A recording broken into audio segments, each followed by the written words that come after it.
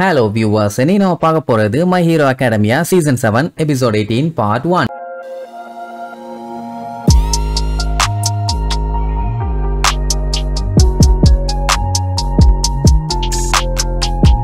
Open பண்ணா ஃப்ரப்பி, ஊராராக்கா, zero இவங்க மூணு பேரும் அடிச்சு புடிச்சு ட்வைஸ் கிட்ட இருந்து தப்பிச்சு ஓடிட்டு இருக்காங்க. அப்போ ஃப்ரப்பி பாத்தீங்கன்னா ஒரு மேட்டர் சொல்லுவா. ஆக்சுவலா இப்ப நிலைமை பாத்தீங்கன்னா மோசமா தான் இருக்குது, ஆனா இதை விட மோசமான நிலைமைக்கு மாறி இருக்கலாம், பட் அந்த மாதிரி எதுவுமே நடக்கலாம்பா. அவ எதை சொல்ல வரானா, டோகா இருக்கால, அவளால ட்வைஸ் மாதிரி மாற முடிஞ்சதுனால தான் இப்ப இவ்வளவு பஞ்சாயத்து. இன்கேஸ் அவளால ஆல்ஃபார் ஒன்னாவோ இல்ல டாபியாவோ மாற முடிஞ்சிருந்துச்சுன்னா யோசிச்சு பாருங்க, 2 ஆல்ஃபார் 1 2 டாபி, அவ்வளவுதான் டன் டன் டனகனக்காதான். ஆனா அந்த மாதிரி எதுவுமே நடக்கல. அதனால இப்போதைக்கு இவங்களால என்ன பண்ண முடியுமோ அதை பண்ணி எப்படியாச்சும் ஜெயிச்சே ஆகணும். இன்னொரு மேட்டர் என்னன்னா, ட்வைஸால உருவாக்குற க்ளோன்ஸாலையும் குவிக்ஸை யூஸ் பண்ண முடியும். ஆனா இப்ப அவளால அதையும் பண்ண முடியல. டோகாக்கு யாரை பிடிக்குமோ அவங்களாதான் மாற முடியும், அவங்களோட குவிக்ஸ் பவரையும் யூஸ் பண்ண முடியும். இப்ப இவங்க யோசிச்ச அதே விஷயத்தை தான் அங்க அவ யோசிச்சுட்டு இருக்கா. என்னன்னா, அவளுக்கு ட்வைஸையும் பிடிக்கும், உராராக்காவையும் பிடிக்கும், சோ அவங்கள மாதிரி மாறிட்டா. இருந்தாலும் அவளுக்கு டொமுராவையும் பிடிக்கும், டோயாவையும் பிடிக்கும். ஆனாலும் ஏன் அவங்களோட குவிக்ஸ் பவரை யூஸ் பண்ண முடியல? ஜஸ்ட் இவங்க ரெண்டோட பவரை மட்டும் யூஸ் பண்ண முடியுது. ஏன் அந்த அளவுக்கு அவங்கள எனக்கு பிடிக்காதா? ட்வைஸால கூட பண்ண முடியுது,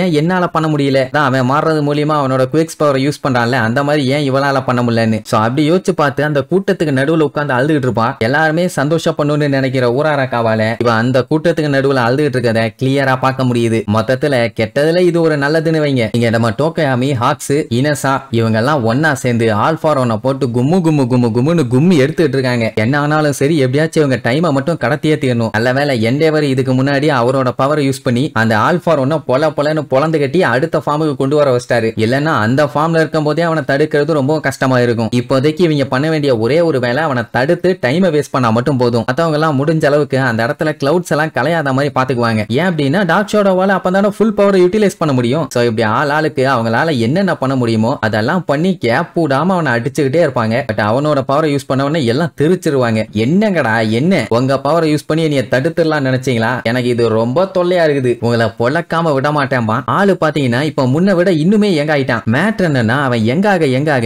அவன் பவர் வந்து அதிகமாகிட்டே போகுது. அதுக்கப்புறம் அங்க இருந்து சண்டை போடுவான்னு பார்த்தா உடனே எஸ்கேப் ஆகி போவான். இதுக்குன்னா டொமுராவை பார்க்க விட மாட்டோம்னு சொல்லி எல்லாம் வெட்டிட்டு பின்னாடியே போவாங்க. அதாவது அவனை தப்பிக்க விடவே கூடாது, அவ்வளவுதான். அந்த டைம்ல சைட்ல புழுதியை கிளப்பிக்கிட்டு ஒண்ணு வரும். அது வேற யாரும் இல்ல, கிகன்டோ மாக்கியா. ஆல்ரெடி ஆல்ஃபார் ஒன்ன சமாளிக்கிறதுக்குள்ளேயே நம்ம ஆளுக படாத பாடுபட்டு இருக்காங்க. இதுல இவன் வேற குறுக்க வந்தான்னா டெஃபினட்டா ஒண்ணும் பண்ண முடியாது. சிச்சுவேஷன் ரொம்ப மோசமாயிட்டே இருக்குதுன்னு சொல்லிட்டு இருக்கும் போதே ஆல்ஃபார் ஒன்னு, மாக்கியா வந்துட்டியாப்பா, இந்தா என்னைய ஃபாலோ பண்ணி வந்துட்டு இருக்கானுங்க பாரு, அவனுக்கு எல்லாத்தையுமே காலி பண்ணு. ரொம்ப இடைஞ்சல் பண்றாங்கப்பா. பட் ஹாக் சொல்ற விஷயம் என்னன்னா, இன்னும் நிலைமை மோசமாகல, நம்மளால முடியும், ஏதாச்சும் பண்ணலாம்னு அசால்ட்டா சொல்லிட்டு இருப்பான். அந்த டைமுங்கும் போது மாக்கியா ஒரு பெரிய மலையவே தூக்கி நம்மளுல அடிப்பான்னு பார்த்தா ஆல்ஃபார் ஒன்னு அடிப்பான். அவன் பவரை யூஸ் பண்ணி ஒரு செகண்ட்ல அந்த மலையவே தெரிய விட்டுருவான்னு வைங்க. அவனுக்கு ஒண்ணும் புரியல. ஏன்னா மாக்கியா இவன் சொல்றத கேட்டு அப்படியே நாய்க்குட்டி மாதிரி நடந்துக்குவான். ஏன் அப்படி திடீர்னு மாறிட்டான்னு சொல்லிட்டு அவன் மண்டையா பார்த்தா அதுல நம்ம கிரிஷ்மாவும் ஷின்சோவும் இருப்பாங்க. அப்பவே ஆல்ஃபார் ஒனுக்கு தெரிஞ்சு போச்சு, இவனுங்க தான் ஏதோ வில்லத்தனம் பண்ணிருக்கானுங்கன்னு. அதுலயும் ஷின்சோலாம் என்னானாலும் சரி உன்னைய மிடோரியாவை நெருங்க விட மாட்டோம்டா, வாடா நீயா நானான்னு பாத்துலான்னு மாக்கியாவை யூஸ் பண்ணி ஆல்ஃபார் ஒன்னு அட்டாக் பண்ண விடுவானுங்க. சரி இப்ப எப்படி இவனை கண்ட்ரோலுக்கு எடுத்தானுங்கன்னு தெரியணும்ல. அதனால ஒரு 15 நிமிடங்களுக்கு முன்னாடி காட்டுறாங்க. என்னன்னா, கிகன்டோ மாக்கியாவை ஒரு கண்டெய்ன்மெண்ட் ஃபெசிலிட்டிக்குள்ள பத்திரமா வச்சிருந்தாங்கல்ல. அந்த டைம் என்ன ஆகும், இல்லம் கூட்டத்துல ஒருத்தன் அல்ட்ரா ஹை ஃப்ரீக்வன்சி எமிட்டரை யூஸ் பண்ணி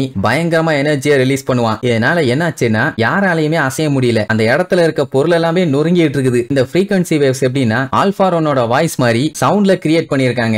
எந்த ஒரு ஸ்ட்ராங்கான பொருளா இருந்தாலுமே அதை இந்த ஃப்ரீக்வன்சி சுக்கலா உடைச்சு நொறுக்கிரும். அப்படித்தான் அவன் இருக்கிற கண்டெய்ன்மெண்ட்டையும் உடைச்சுக்கிட்டு இருக்குமா. அதை பார்த்த நம்ம மவுண்ட் லேடி செம்மையா கடுப்பாயி, கொய்யால கிகன்டோ மாக்கியாவை மட்டும் நாங்க எழுப்ப விடவே மாட்டோம்னு வெறிகுண்டு அட்டாக் பண்ண போவா. ஏன்னா ஆல்ரெடி இவளுக்கு அவங்கிட்ட அடி வாங்கின எக்ஸ்பீரியன்ஸ் நிறையவே இருக்குது. அது மட்டும் இல்லாம அவன் ஊருக்குள்ள ஓடி எத்தனை பேர் செத்தாங்க, மறுபடியும் அதை நடக்க நான் விட மாட்டேன்னு சொல்லிட்டு வெறியோட அட்டாக் பண்ண போவா. பட் அது வேலைக்கு ஆகல. அவ அட்டாக் பண்ண போறதுக்குள்ளேயே அவன் அந்த கண்டெய்ன்மெண்ட் ஜோனை உடைச்சுக்கிட்டு வந்து அவளை அடிச்சு திருக்க விடுவான். அந்த டைம் கிரிஷ்மாவை காட்டுறாங்க. அவன் எல்லாத்தையுமே யோசிச்சு பார்த்துக்கிட்டே வருவான். என்னன்னா, அந்த வில்ல கூட்டத்தை செப்பரேட் பண்ணி ஒவ்வொரு இடத்துக்கு மாத்தி விடுற மிஷன் வந்து சக்சஸ்ஃபுல்லா கம்ப்ளீட் பண்ணிட்டாங்க. சோ அந்த வேலை முடிஞ்சதுக்கு அப்புறம் ஷின்சோவை அந்த வார் பவரை யூஸ் பண்ணி சண்டை போற இடத்துல இருந்து ரொம்ப தூரம் தள்ளி மறைச்சு வைக்கணும். இல்ல எனக்கு தெரியாத இடமா பார்த்து, ஏன்னா பயலுக்கு சண்டை எல்லாம் போட தெரியாது இல்ல. அப்படித்தான் அவனை பத்திரமா மறைச்சு வச்சிருந்திருப்பாங்க. இப்போ கிரிஷ்மா போய், ஷின்சோ உன்னோட பிரெயின் வாஷிங் டெக்னிக்கை யூஸ் பண்ண வேண்டிய நேரம் வந்துருச்சு, அத மாக்கியா மேல யூஸ் பண்ணுன்னு சொல்லும் போதே அங்க ஒரு ட்விஸ்ட் என்னன்னா, நம்ம மை ஹீரோ அகாடமியா ஸ்டார்டிங்ல கச்சான சாக்கடை மான்ஸ்டர் ஒன்னு வந்து மொத்தமா லாக் பண்ணிருக்கும்ல, அந்த மான்ஸ்டர் ஷின்சோவையும் லாக் பண்ணிருச்சு. அது மட்டும் இல்லாம பில்டப் பண்ணும், மாக்கியா எந்திரிச்சிட்டானா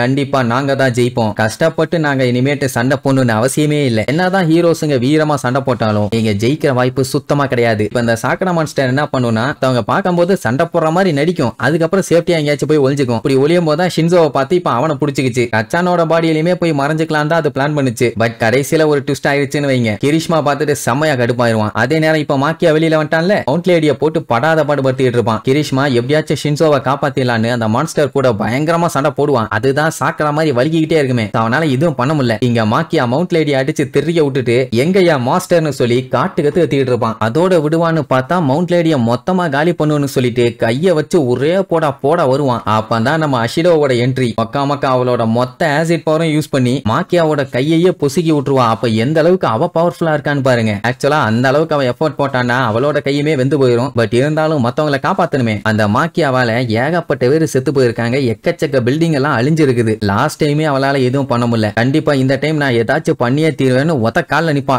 அதுக்காக தான் டோடோரோக்கி கச்சா கூட எல்லாம் சேர்ந்து பிராக்டிஸ் எல்லாம் எடுத்துக்கிட்டா. திருப்பியும் அதே மாதிரி தப்பு நடக்க நான் விட மாட்டேன் அப்படின்ட்டு வெறியோட போவா. ஏன்னா இவ ரொம்ப இன்ஸ்பயர் பண்ணது மிட் நைட்டை தான். ஆனா அவளை கொன்னுட்டாங்கல்ல, அந்த மாதிரி இனிமேட்டு நடக்காம ப்ரொடெக்ட் பண்ணுன்னு சொல்லி அந்த சாக்கடவாய ஷின்சோ மேல பாஞ்சானே, அது மேல கொண்டு போய் ஆசிட்ட வச்சு திருக்க விடுவா. அவனால தாங்க முடியல. ஏன்னா அவளும் லிக்விட யூஸ் பண்றா, அதுவுமே ஒரு லிக்விட் தான். என் உசுர வச்சு ஊஞ்சல் ஆடுறாளே, இதுக்கு மேல ஷின்சோவை பிடிக்க முடியல. இந்த டைம் நான் உங்களை விடுறேன், அடுத்த டைம் பாத்துக்கிறேன், என்ன இருந்தாலும் நான் வின்னிங் சைடு தான் இருப்பேன்னு சொல்லிட்டு இல்லனுக்காண்டி சப்போர்ட் பண்றாங்கிற பேர்ல எஸ்கேப் ஆகி ஓடுவான். போற வழியிலேயே ஆள் காலி. ஆசிட் வேலையை காமிச்சிருச்சு. அதுக்கப்புறமும் அவ விடல, அடுத்த ஆளுகளை காப்பாத்துறக்காண்டி போவா. அவளுக்கு மிட் நைட்டை ரொம்பவும் பிடிக்கும். சோ அந்த பழைய விஷயத்தெல்லாம் யோசிச்சு பார்த்துட்டு போவா. அவ பாத்தீங்கன்னா ரொம்ப வீக்கா இருந்ததுனால ரொம்பவே பயப்படுவா. அதனாலதான் மத்தவங்க கூட க்ளோஸா இருக்கணும்னு நினைப்பா. இதே மாதிரி தான்டா நீங்களும், சொல்ல போனா எங்களை மாதிரி தானே அப்படிங்கும் போது யோசிச்சு பாப்பான். சொல்ல போனா அதே மாதிரி தான், ஆனா ஒத்துக்க மாட்டானுங்க. என்ன வேணாலும் சொல்லி கத்திக்க, ஏன்னா நீ எம்பிட்டு கத்துனாலும் எவ்வளவு அட்வைஸ் பண்ணாலும் அவன் காதுல விழாதுன்னு சொல்லிட்டு இருக்கும் போதே மாக்கியா இன்னொரு கையை வச்சு ஓங்கி அடிக்க வருவான். அப்பதான் ஆல்பாரோனோட வாய்ஸ், மாக்கியா சைலண்ட் ஆறா குயாலுன்னு. இன்னும் ஆல்பாரோன் இங்க வந்துட்டானான்னு பார்த்தா அங்கதான் ட்விஸ்ட். பேசினது வேற யாரும் இல்ல, ஷின்சோ. ஐசமா சொல்லி கொடுத்த மாதிரி செம்மையா பண்ணிட்டான். மிதந்து வந்துகிட்டு இருக்கவங்க எல்லாத்தையுமே அடிச்சு காலி பண்ணுவான். ஏன்னா வந்துகிட்டு இருக்கிறது ஃபுல்லா வில்லனுங்க தான். அத்தனை பேர் இருப்பாங்க. இவ்வளவு நேரம் போராடியும் ஒண்ணும் பண்ண முடியல. ஆனா அவன் ஒரே அடி தான், அம்புட்டு பேரும் காலி. சரி, இவன் எப்படி ஆல்பாரோனோட வாய்ஸ்ல பேசினான் அப்படின்னு பாத்தீங்கன்னா, அந்த டாட்டாரஸ் ஜெயில வந்து அவனை அடைச்சு வச்சிருந்தாங்க பாத்தீங்களா, அந்த டைமுங்கும் போது அவனோட வாய்ஸை ரெக்கார்ட் பண்ணி வச்சுக்கிட்டான். அதை வச்சுதான் பையன் ரீப்ரொடியூஸ் பண்ணியிருக்கான். அவ்வளவுதான். அதுக்கப்புறம் மாக்கி அங்க அடிச்சு அடியில வில்லனுங்க எல்லாம் மண்ணை கவிட்டானுங்க. அவனுங்களை அசால்ட்டா மண்ணுக்குள்ளேயே புதைச்சு வச்சாச்சு. பாவம் அஷிடோ தான் ஓவரா அவனோட பவரை யூஸ் பண்ணி கம்ப்ளீட்டா ட்ரெயின் ஆயிட்டான். ஐ மீன் டீஹைட்ரேட் ஆயிட்டான். சாரிமா, என்னால எதுவும் பண்ண முடியலன்னு கிரிஷ்மா ரொம்ப ஃபீல் பண்ணுவானா. அதெல்லாம் இல்ல, நீ தான் என்னைய ஒரு டைம் காப்பாத்தினேன்பா. எப்பனா அந்த மாக்கியா அட்டாக் பண்ண வரும்போது இவ தான் சிக்கி சினாபினமாய் செத்து இருக்கணும். ஆனா அவன் இடையில புந்து இவளை காப்பாத்தி விட்டுருப்பான். அதுக்கான நன்றி கடனை தான் நான் திருப்பி செஞ்சிருக்கேன்பா. இதெல்லாம் இப்போ ரொம்ப முக்கியம் பாரு. எப்போதுமே என்னோட ஹீரோ தான் லூசும்பா. சரி, இப்போ இந்த இடத்துல மாக்கியாவையும் ஸ்டாப் பண்ணியாச்சு, ஜெயில் பிரேக்கர்ஸையும் பிடிச்சாச்சு, லிபரேஷன் ஃப்ரெண்ட் மெம்பர்ஸையும் புதைச்சாச்சு. எல்லாமே இங்க அண்டர் த கண்ட்ரோல்ல இருக்குன்னு சொல்லும் போது ஆல்பாரோ நாங்க அலப்பற பண்ணிட்டு இருக்கான்னு நியூஸ் வரும். அதுக்கப்புறம் தான் அங்க கிளம்பி இருப்பாங்க. சரி, அப்படியே கட் பண்ணி